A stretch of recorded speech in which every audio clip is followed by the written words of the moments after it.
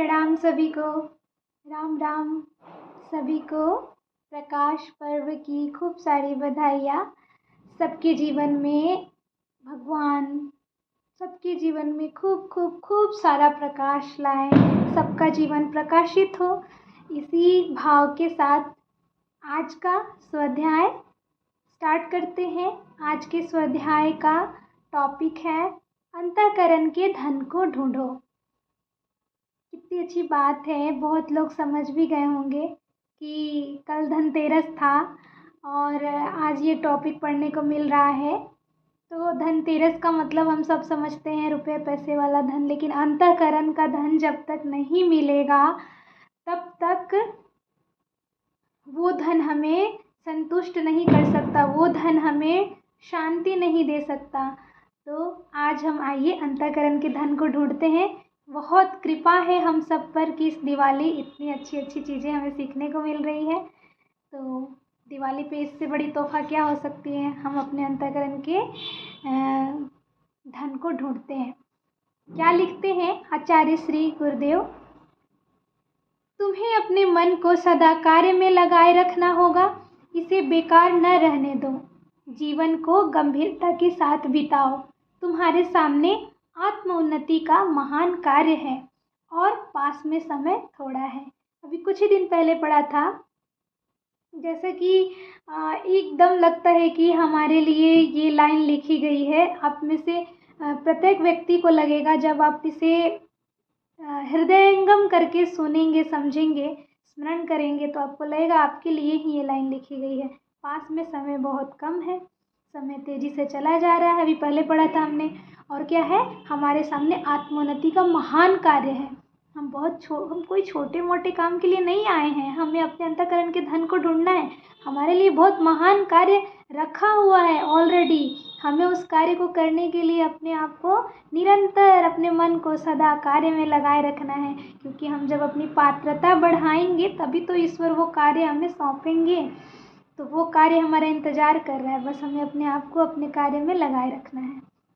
बेकार बिल्कुल नहीं बैठना है, बिल्कुल भी नहीं। हमेशा अच्छे अच्छे कार्य में, पहले भी हमने बोला, अच्छा कार्य आप सबको पता है, सेवा में, दान, तप, स्वाध्याय, सत्संग, यही सब अच्छे अच्छे कार्य में हमें लगे रहना है और तब हमें हमारे अंतःकरण का धन जरूर मिलेगा।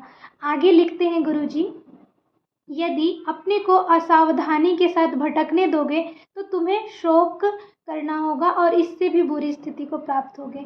कभी कभी हम थक जाते हैं, थक यानी शरीर से नहीं, मन से भी थक जाते हैं कि इतना अच्छा कर रहे हैं, क्योंकि पता है अच्छा मतलब बुरा करने के लिए कहते हैं ना, घर को अगर तोड़ना है तो तुरंत टूट जाता है, लेकिन उसी घर को बनाने में कितना टाइम लगता है और कितनी सारे मटेरियल लगते हैं। तोड़ने में तो मटेरियल नहीं लगता उतना बनाने के जितना। तो क्या है कि हमें बिगड़ने के लिए हजारों रास्ते हैं। हर दिन हमारे आसपास भटकाव आता ही है। कोई भी इंसान हो, जिस भी पड़ाव पे है, मैं जिस पड़ाव पे हूँ, मैं जो आज सोचती हूँ कि आज का दिन, आज का मेरा ये टास्क है, लेकिन उस टास्क में आपको भटकाने के लिए कुछ ना कुछ चीज़ें, परिस्थितियाँ, जब आप अपने आप में संकल्प लोगे कि मुझे आज से ये करना है, तो आपके सामने एक चुनौतीपूर्ण परिस्थितियाँ ही आएगी, लेकिन हमें नहीं भटकने देना है। गुरुजी लिख रहे हैं कि यदि अपने आप को असावधानी से, मतलब बिल्कुल सावधान सतर्क नहीं रहोगे, तो मतलब बिल्कुल अपने आप को ऐसे ढीला छोड़ दोगे कि जिधर का हवा बह रहा है उधर बह गए, तो फिर तुम जिस स्थिति में हो ना, हम कहते हैं ना कि इतना अच्छा कर रहे हैं, बहुत जल्दी हम गलत लोगों के संपर्क में आके कहते हैं। अगर लोग कहेंगे अरे छोड़ो ना, क्या दिन भर पढ़ते रहते हो, थोड़ा घूम लिया करो, क्या फ़ायदा इतना जब तब करते रहते हो, अरे यार थोड़ा मौज मस्ती करो। तो क्या होता है ना, मैं ये नहीं कह रही कि आप दिन भर अपने आप को कार्य में लगाए रखिए, लेकिन किसी के बहकावे में आके बहुत ही असावधानी से जिधर का हवा चल रहा है, जिधर की रुख चल रही है, उधर ही बह जाना, क्या होगा कि आप पता है बहुत जल्दी हमको भटकन आ जाती है कि हाँ क्या फ़ायदा है। बहुत जल्दी किसी के बहकावे में आ जाते हैं कि हाँ इतना अच्छा कर करके भी क्या फ़ायदा है, थोड़ी ना मतलब बहुत अच्छा मेरे साथ हो जा रहा है, इतने दिनों से कर तो रहा हूँ, कुछ नहीं अच्छा हो रहा है, हाँ यार आज नहीं करता हूँ। बहुत जल्दी मन वो हो जाता है। लेकिन उसी वक्त अपने आप को ऑब्ज़र्व करके, अपने आप को सावधानी और सतर्कता के साथ अपने आप को वहीं पे रोकना है और ना कहना है। ना कहने की आदत सीखनी पड़ेगी। ना किस लिए कहना है? अपनी आत्मोन्नति के लिए ना कहना है। आपको जहाँ लगे कि आपका समय ख़राब चीज़ों में जा रहा है, वहाँ ना कहिए। लोगों को एक बार बुरा लगेगा, लेकिन ना कह के अपना समय बचाना सीखिए, है ना? अगर आप उस दिन ना कह के आगे बढ़ जाते हो तो आप इस बुरी स्थिति से बच जाओगे। नहीं तो अगर फिसल जाते हो तो आप इससे भी बुरी स्थिति प्राप्त करोगे, क्योंकि आपको समझ में नहीं आ रहा। आप ना सुधार के पड़ाव पे जा रहे हो, धीरे धीरे आपका सुधार हो रहा है, लेकिन आप जब कहते हैं ना मौका आने ही वाला है तो हम फ्रस्ट्रेट होके छोड़ देते हैं। तो हमें यहाँ पे संभलना है।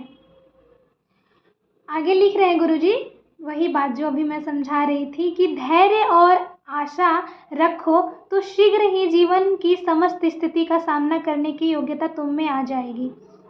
अभी अभी यही बातें चल रही थी संजोग से, और यही लिखा भी है गुरुजी ने।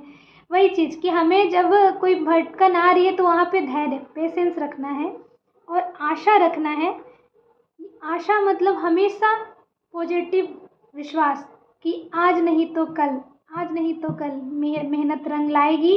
चाहे वो भक्ति के रास्ते का मेहनत हो, चाहे वो मेटेरियलिस्टिक चीज़ों के लिए मेहनत कर रहे हैं, उस पर धैर्य और आशा रखना बहुत ज़रूरी है। जब हम धैर्य, आशा और विश्वास के साथ काम करते हैं तो शीघ्र ही वो सफलता का दिन, वो प्रकाश का दिन। क्योंकि अगर अध्यात्म के रास्ते में भी देखें तो शबरी का कितना बड़ा धैर्य था, और एक दिन राम आए और वो रोज़ फूल चुन के बिछाती थी, है ना? तो वैसे ही विद्यार्थी जीवन में भी कितना धैर्य रखना पड़ता है किसी भी एग्ज़ाम को क्वालिफाइड करने के लिए। अभी कोई वैकेंसी आई है, फिर पता नहीं कब आए, लेकिन विद्यार्थी अगर फेल हो जाता है, फिर से काम करता है, फिर से पढ़ता है, वो विद्यार्थी ही जीवन में बहुत अच्छा कर पाता है। तो आज नहीं तो कल वो अच्छा करेगा, नाम कमाएगा। लेकिन उसको आपने देखा होगा, हर सफल लोग बहुत कष्ट किए हैं, बहुत ही ज़्यादा संघर्ष किए हैं, और वो संघर्ष उनकी रंग लाई है क्योंकि उसके पीछे उनका धैर्य और आशा था। आगे लिखते हैं गुरुजी कि अपने बल पर खड़े हो, है ना? ये कितनी अच्छी बात है, और जीवन का अनुभव सिखाता है आपकी रत्ती भर भी कोई सहायता नहीं कर सकता जब तक कि आपका विश्वास अपने ऊपर नहीं होगा। हर चीज़ के लिए आप अपने ऊपर खड़े रहिए। आप रिलेशन में भी हैं तो आपके पति आपका कुछ नहीं कर सकता जब तक आप अपने लिए कुछ नहीं कर सकते। आपकी माँ आपके लिए कुछ नहीं कर सकती जब तक आप अपने लिए, आपके पिता आपके लिए कुछ नहीं कर सकते। कोई आपको ला के जॉब नहीं दे देगा, कोई आपको ला के जो भी आपको चाहिए, जो भी आपका लक्ष्य है, वो कोई आपको नहीं दे सकता। आपको मेहनत करना पड़ेगा और अपने बलबूते खड़े होना पड़ेगा। लिखते हैं गुरुजी, यदि आवश्यक हो तो समस्त संसार को चुनौती दे दो, है ना? परिणाम में तुम्हारी हानि नहीं हो सकती। कह रहे हैं कि क्या होता है ना कि हमें साल, 1.5 साल, 2 साल, 6 महीना, 5 साल जो भी लक्ष्य प्राप्त करने में टाइम लग रहा है, लेकिन अगल बगल के लोगों को धैर्य नहीं होता। आप सुनेंगे कि अगल बगल के लोग ना बहुत जल्दी, उनको लगता है आप खाली बैठे हो, वो अपने तरीके से आपको जज करते हैं। तो आपको हो सके ना तो ऐसे जो ज़्यादा कचर कचर कर रहे हैं, ज़्यादा कोई आपके ऊपर चढ़ रहा है, आपको ज़्यादा सुनने को मिल रहा है अपने समाज, अपने सोसाइटी से, अपने लिए, तो आप उनको चुनौती दे दो, बोल दो। एक बार कड़ी आवाज़ में बोल्ड होके बोल दो, हो सके तो चुनौती दे दो ही, क्योंकि ये महाकाल की बात है और महाकाल कह रहे हैं तो दे दो चुनौती। चुनौती देने से क्या होगा? आप बोल दो कि हाँ मैं एक दिन बहुत अच्छा करके दिखाऊंगा, और मैं जब करके दिखाऊंगा तब आप देख लेना। हो सके तो चुनौती दे दो, चाहे वो कोई भी चीज़ हो, है ना? हाँ मैं जब करूँगा तब आप देख लेना। इससे क्या होगा? या फिर दहेज को लेके कोई बात है, शादी को लेके कोई बात है, आपका XYZ कोई भी स्ट्रगल है, समाज के लिए आप कुछ करना चाहते हो, तो आपको ढिंढोरा नहीं पीटना है, लेकिन ज़्यादा कोई आपके ऊपर चढ़ रहा है तो उनको बता दो कि हाँ आपको पता चलेगा जब मैं करूँगा। इससे क्या होगा? लोग आपको फिर क्या करेंगे? छोड़ेंगे नहीं। अब ये जब आप चुनौती दे दोगे तो आपको और लोग काँव काँव करेंगे और कहेंगे कि कहाँ गया तुम्हारा वो, कब करोगे? तो ये जब करेंगे ना, आपको बोलेंगे ना, इससे आप और मोटिवेट होगे। इससे डिमोरलाइज नहीं होना, इससे डाउन नहीं होना, इससे और मोटिवेट होना है। ये आपको याद दिला रहे हैं, ये आपको ताज़ा कर रहे हैं ठोक ठोक के, है ना। तो ये हमारे लिए दवाई का काम करेगा, इम्यूनिटी बूस्टर का काम करेगा ये हमारे लिए। इसको पॉजिटिव चीज उसमें लीजिए। आगे लिखते हैं गुरुजी कि तुम केवल सबसे महान से संतुष्ट रहो।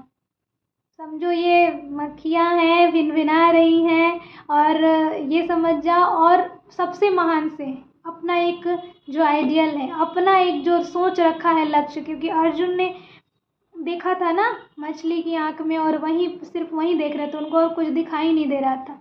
तो हमारा एक सबसे महान से संतुष्ट रहना, हमें करना क्या है, जाना कहाँ है, अब समय कितना लग रहा है, होगा कि नहीं होगा, लोग क्या कह रहे हैं, ये सब बातें छोड़कर हमें अपने महान से संतुष्ट रहना है।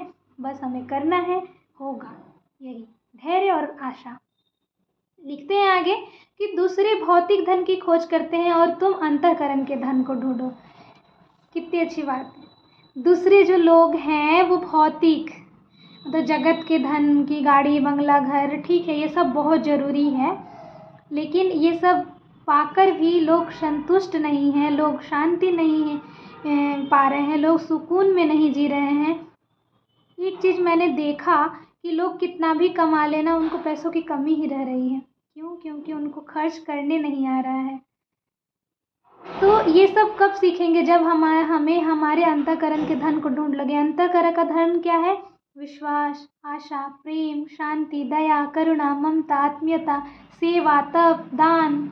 जब हम किसी को दान करेंगे, जब हमारे पास धन आएगा, हम किसी को दान करेंगे, खुशी से देंगे, तो हमारा हार्ट चक्र बड़ा होगा, इमोशनल बॉडी क्लीन होगी, और जब इमोशनल बॉडी क्लीन होगी, हार्ट चक्र बड़ा होगा, मूलाधार चक्र एक्सपेंड होगा, तो फिर हमारी पर्सनालिटी अपने आप एक अलग ही चमक हमारी पर्सनालिटी में निखरेगी, और फिर जीवन का मज़ा ही, पर्पस ही एक अलग होगा।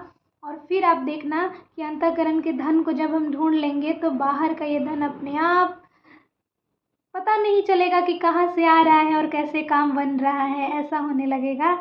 तो इसी आशा विश्वास के साथ सभी को खूब खूब प्रणाम। सबका जीवन धन धान, अंतःकरण के धन से सभी को परिचय हो।